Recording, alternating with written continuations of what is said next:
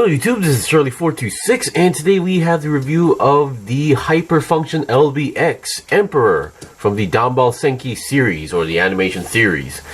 So recently I've been rewatching the anime series, and last time I was able to get the Hyper Function LBX Odin, and I really loved the kit. I really love the way how it built. I really love the quality, and hence, ever since the last kit, I was able to find another Hyper Function LBX, which was the Emperor, and once again, it was not a disappointment. Really solid kit, and I love the color separation. Alright, so let's see what we got on this kit. So as you can see, this is one of those kits that actually has a cape in, and I personally think this is also one of the best capes I've seen so far that's not made out of plastic like the RG Crossbone Gundam. I mean, there were some other kits that did have capes made out of paper, but those were very terrible. And this one, well, I will admit, it's not exact. It's also kind of paper, but not the same quality as the ones I've seen on certain HG kits. So let's see what we got. So first of all, let's go over our components. So compared to my last kit, which was the Odin, this one definitely has a much more sinister look, which at the time of the series, yes, this was technically an enemy LBX kit.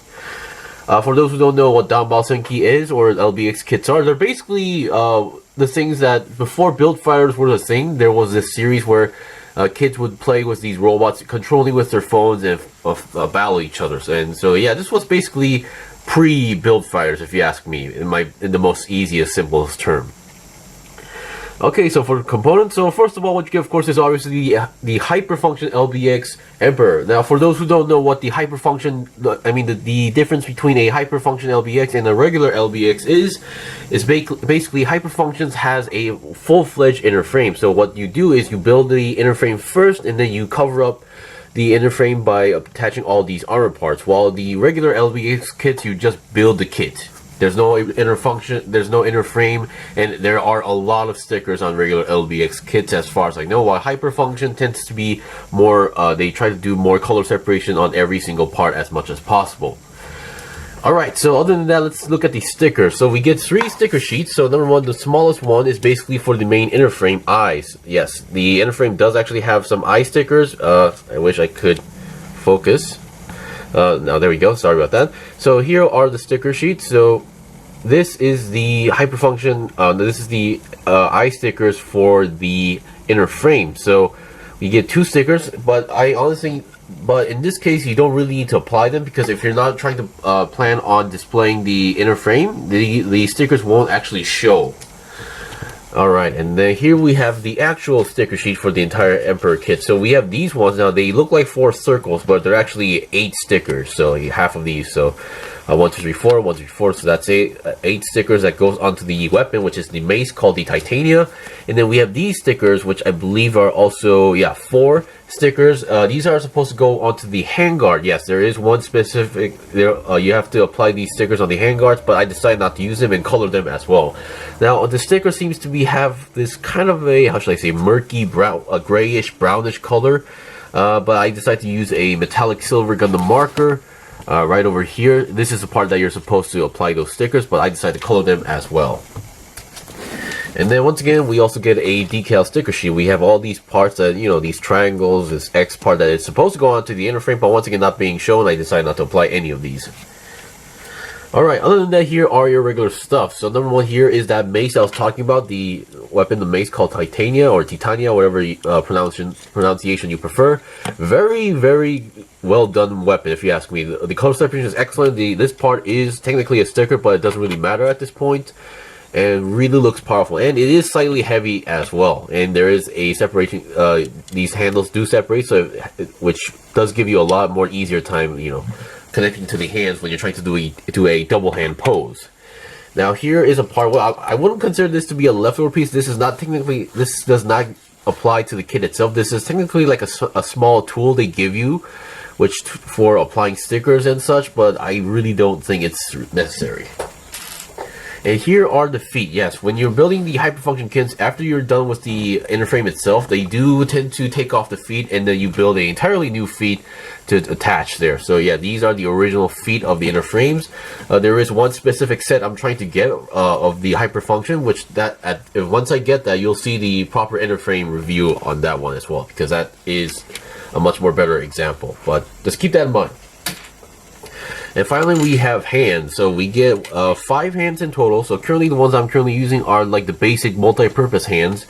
We have these ones that actually have the thumbs up hands, which are technically meant for the weapons as well, because the ones that are currently on the kit, I'll give you guys a simple comparison later, but the way how the hands work is slightly different. And then we get a fully open hand, so only for the left arm. So as you can see, you don't see the handguard here. So we only get 2 handguards, which is one for each arm. So every time you swap out hands, you need to take off the handguards and then reattach to the hand. So that is kind of a bothersome, but once again, better than nothing. Alright, so let's get on to the review / articulation check. So once again, everything you see here, other than the handguard parts that I just mentioned and the weapon parts, everything is color separated. There is no stickers, and it has been done very well. So here is the head. So just want to point out something for. So here is the head. Though. So the stickers on the inner frame does not really show here, because this head itself is considered to be like a helmet, a whole new head / helmet. So which is why the inner frame does not show. Of course, you still see the neck of the inner frame, but still better than nothing. So the head can go down that much and then up that much, and 360 should be no problem at all. And let's hope I can pull off the head. There we go. So here is the inner frame head with the stickers on. Very small head. So at this point, you get the idea what's going on with the kit. So let me just re-plug that in, and it should be a pretty simple connection. So the arms, if I had to point out one issue regarding this kit, would be the shoulder armor, because these shoulder armors are really gigantic with those extra spikes. So whenever you're trying to move the arms or shoulder, they do tend to get in the way, such as I'm trying to rotate the head and one of the spikes are colliding with the head spikes as well. So this is one tricky part, but keep that in mind. But because of the inner frame is there, and then the connection is a ball joint, so we have a nice forward and backward movement going on here. Very nice. And then 360, as long as you know where you're going, is possible. And the shoulder arm does move slightly up and down, but does not move enough to the point where the arm can go 90 degrees to the side. So I guess this is not, the articulation is there, but it's just collided by the arm parts. And we still get a 360 twist on the entire arm itself, and then we get a nice double jointed bend going on here. And then we have ball jointed hands, where the ball joint is on, well, kind of a tricky part. So here, the ball joint is there, but the hand also looks like a ball joint, but no. The ball joint is on the arm, and then the hole is on the hand. Let's just give that other opposite illusion going on there. And speaking of hands, so I think it's the best time to show it. So these are the parts I had to apply the stickers here, but I decided to use a metallic silver marker, and it turned out okay, somewhat. So if you take off the handguards, you can see this is how it works. This is like the inner frame hand. So you can see this is just a single hole, while the ones with the thumb up hands, we actually have an entire hole here to attach the weapons. So depending on how you want to hold the weapons, you will have to use these hands with the thumbs up hand. So just wanted to point that out.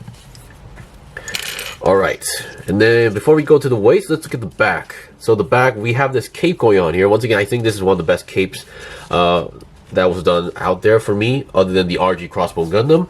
So the cape can move up and down, and since it is on the peg, you can move it side to side. If you don't want to use the cape, you can just always peg it off like that, because I know some people are not a big fan of capes. And if you're wondering, on the other side, no, it's just yellow, while the other side has all these nice colors going on here. So that's that. And then for the main body, we have a slight ab crunch, although I'm not really sure this should be counted as an ab crunch. It's more of just a movement due to how the body is connected.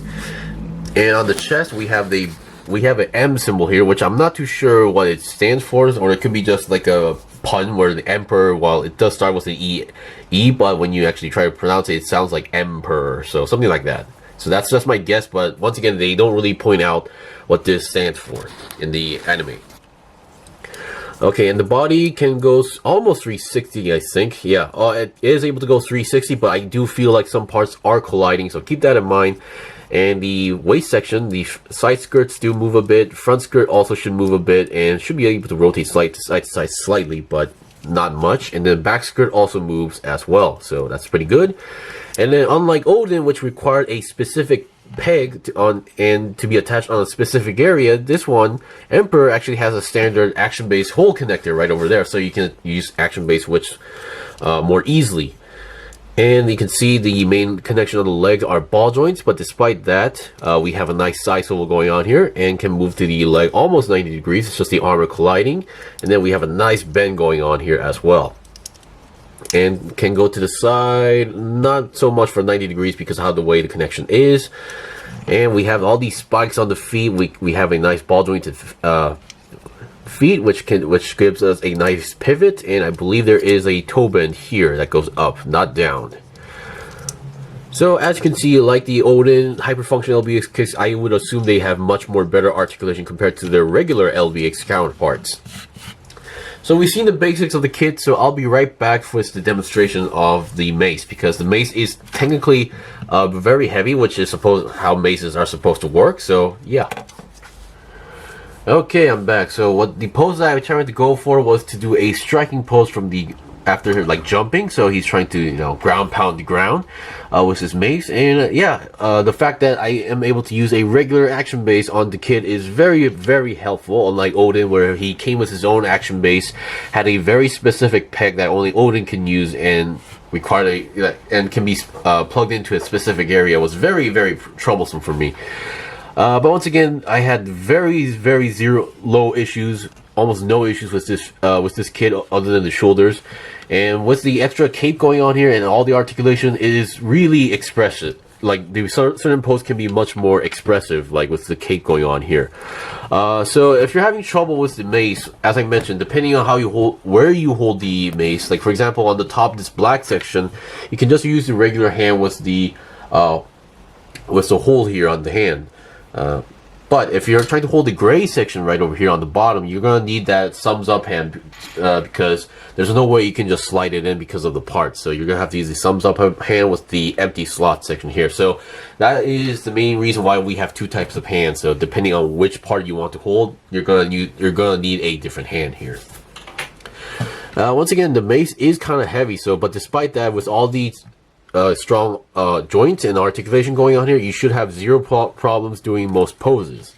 And just to show you guys a general idea like how heavy this mace is, so I'm just gonna take this off. Oops, sorry about that. So the good part is that you can just you can separate the maces half and half, and with each different handles going on here, and then you just move around and then readjust it. So you can see, despite how the mace is heavy, the arm is able to hold it with no problem at all, but it is on the heavier side. So there you go. That's how heavy it is. But once again, doing most poses with this kit is almost not, there should be no problem at all. So I really, really like this one.